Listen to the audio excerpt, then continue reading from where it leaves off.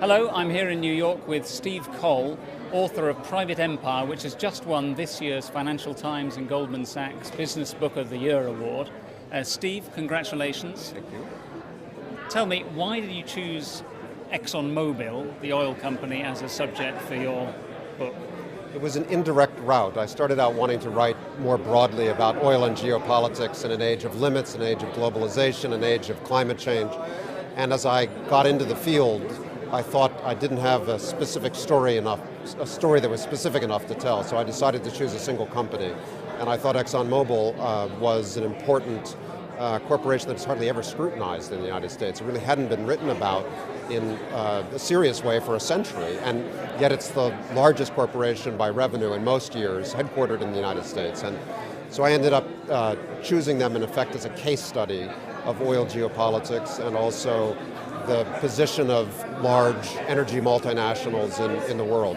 So this is a prize that's awarded to the book that provides the most enjoyable and compelling business insights. What sort of insights do you think this gives to companies that aren't as big or even in this sector?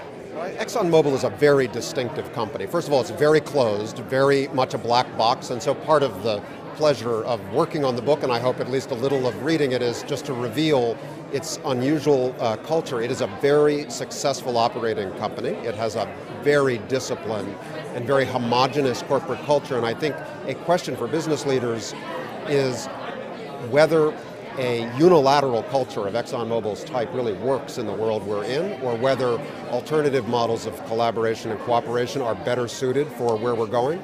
And I think, secondly, ExxonMobil is an example of how, for a multinational of that scale, politics is business. We really can't think of these institutions as just market-driven, stockholder-aligned entities. They are that, but they are also political actors when they're operating on a global scale in that way. And we're talking in the last week of a very closely fought presidential election campaign here in the United States. What role does ExxonMobil have in this campaign, do you think? What influence? Well, they have a political action committee that spends very heavily on the Republican side of the ledger, but mostly in congressional races. One of the interesting insights of about their Washington office that I was trying to document, so how do they operate in Washington?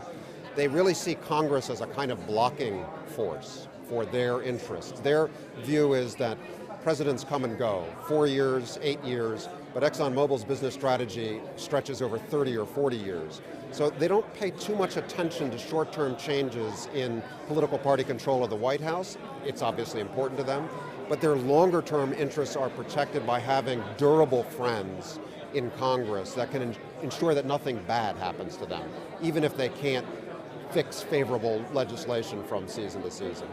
And we're also talking, obviously, in a week in which New York's been ravaged by a terrible storm.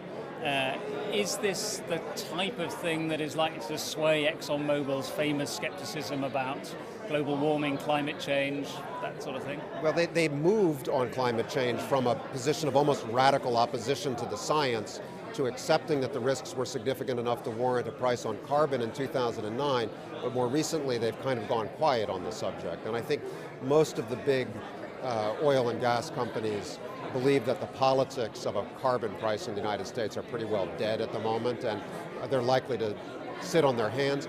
It's interesting about ExxonMobil's skepticism about climate science, because as an oil and gas company, they really don't have an existential threat if carbon prices are raised in order to address the risks of climate change. Coal companies are obviously more implicated by such a policy.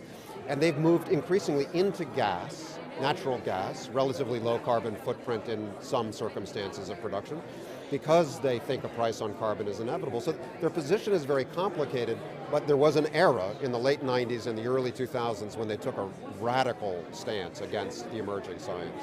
And finally, ExxonMobil is a company that's been around in some form or other for decades. Right. How long can a company like that last? They believe in the oil and gas story for at least another 50 years. I think they would comfortably bet on 100 years. They don't see a lot of technological disruption to the role of oil and gas in the global energy economy. They're shifting somewhat gradually toward gas and away from oil. It was interesting, I reported from my research that the only technological disruption that they think is possible to their business would be a radical increase in battery storage capacity that was scalable globally, that might move the car industry in emerging markets away from gasoline systems and toward all electric. They don't think that's likely, but that's about the only black swan that they see out there. Otherwise, as their former chief executive said, he felt that they should emblazon on the headquarters building the words crude oil, just to remind everyone who goes to work there what business they're in and are going to be in for a long time to come. Steve Cole, congratulations, thank you very much. Thank you, thanks very much. You can read more about the Financial Times Business Book of the Year Award at www.ft.com/bookaward.